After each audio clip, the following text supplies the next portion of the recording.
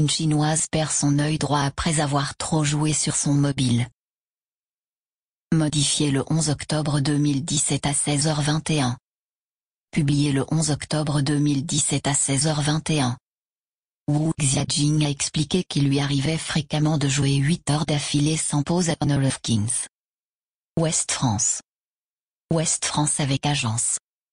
Après avoir joué sans discontinuer un jeu pour mobile pendant une journée, une jeune Chinoise a perdu l'usage de son œil droit. Âgée de 21 ans, Wu Xiaojing, son pseudo, a reconnu jouer régulièrement à Honor of Kings pendant 8 heures sans pause. Cet été, l'éditeur de l'appli avait mis en place une limitation du temps de jeu pour les utilisateurs les plus jeunes.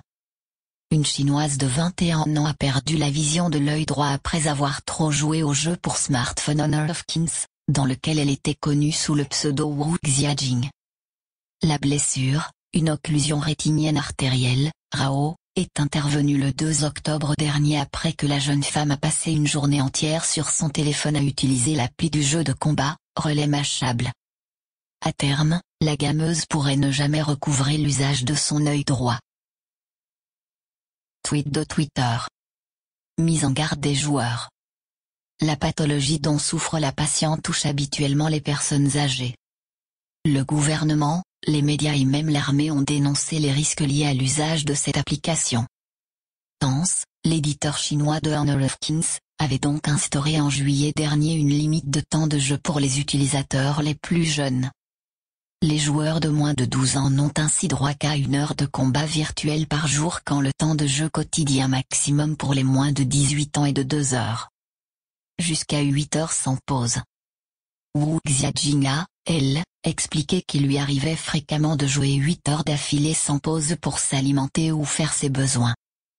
Si je ne travaille pas, je me réveille généralement à 6 heures du matin, prends mon petit déjeuner et joue ensuite jusqu'à 4 heures de l'après-midi.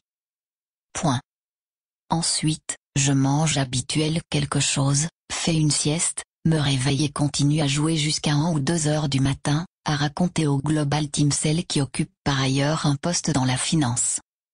Au moment de répondre à la presse depuis son lit d'hôpital, la jeune Chinoise n'arrivait d'ailleurs toujours pas à se séparer de son smartphone.